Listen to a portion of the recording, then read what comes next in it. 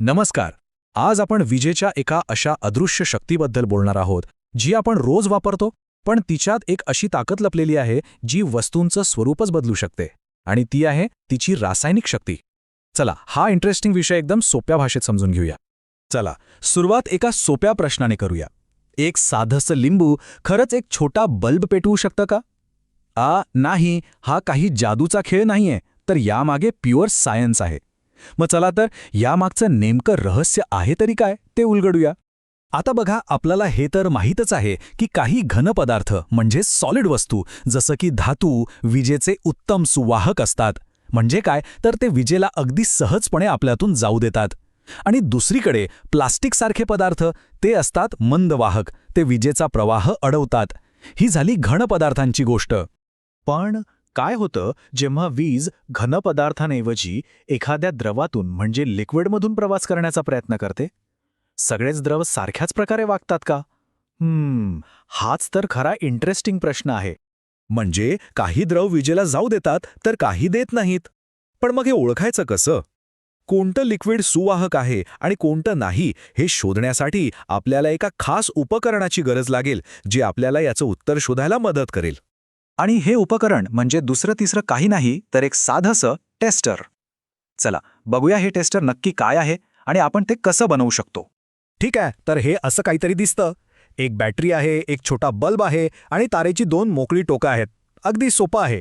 जेव्हा ही दोन्ही मोकळी टोकं एकमेकांना चिकटतात तेव्हा सर्किट पूर्ण होतं आणि बरोबर बल्ब पेटतो. हीच आपल्या टेस्टरची मूळ आयडिया आहे. मग आता हे वापरायचं कसं? एकदम सोपं. आपल्याला ज्या द्रवाची तपासणी करायची आहे त्यात ही दोन मोकळी टोकं फक्त बुडवायची. जर बल्ब पेटला तर समजायचं की तो द्रव विजेचा सुवाहक आहे, आणि जर नाही पेटला तर तो मंदवाहक आहे. सिंपल.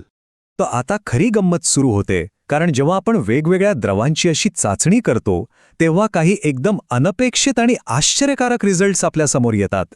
आता इथे बघा, लिंबाचा रस, व्हिनेगर आणि आपलं साधं नळाचं पाणी या सगळ्यातून वीज वाहून जाते. पण गंमत बघा, डिस्टिल्ड वॉटर म्हणजे एकदम शुद्ध पाणी किंवा मध हे विजेचे मंदवाहक आहेत.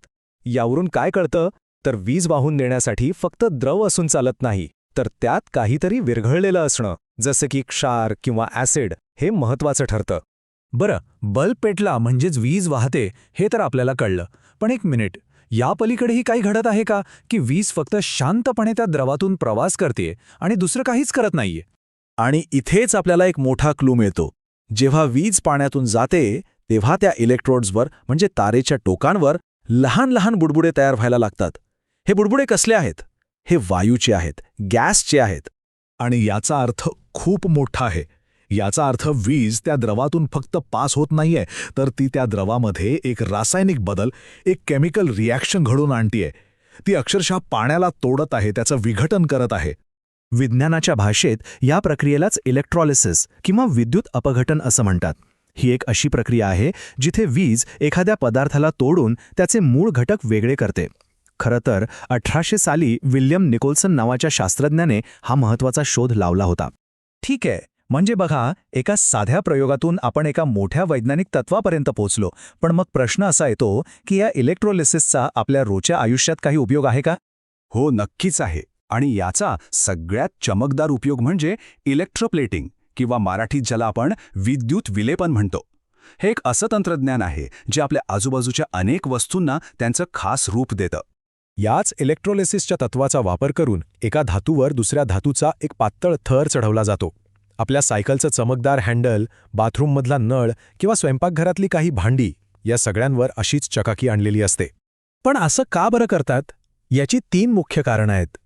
एक तर वस्तूंना आकर्षक बनवण्यासाठी, दुसरं त्यांना गंजण्यापासून वाचवण्यासाठी, जसं की मोठ्या पुलांवरच्या लोखंडावर जस्ताचा थर दिला जातो, आणि तिसरं कारण म्हणजे स्वस्थ धातूंवर सोनं किंवा चांदीचा मुलामा देऊन कमी खर्चात सुंदर दिसणारे दागिने बनवण्यासाठी. म्हणजे विचार करा, आपण सुरुवात कुठे केली होती? लिंबाच्या रसाने बल्ब पेटतो का या एका साध्या प्रश्नापासून. आणि आपण पोचलो कुठे? तर अशा एका तंत्रज्ञानापर्यंत जे आपल्या इंडस्ट्रीमध्ये आणि रोजच्या आयुष्यात अक्षरशः क्रांती घडून आणतो. या सगळ्यातून एक गोष्ट अगदी स्पष्ट होते. वीज म्हणजे फक्त दिवे किंवा पंखे चालवणारी ऊर्जा नाही, तर तिच्यामध्ये पदार्थांचं मूळ स्वरूप बदलण्याची, त्यांचं रूपांतर करण्याची प्रचंड ताकद आहे. ती एका साध्या वस्तूला सुंदर, टिकाऊ आणि मौल्यवान बनवू शकते. आणि यामुळेच एक प्रश्न मनात येतो की जर वीज पदार्थांवर असा परिणाम करू शकते, तर भविष्यात आपण तिच्या या लपलेल्या रासायनिक शक्तीचा वापर करून अजून कोणत्या अविश्वसनीय गोष्टी साध्य करू शकू? विचार करण्यासारखी गोष्ट आहे, नाही का?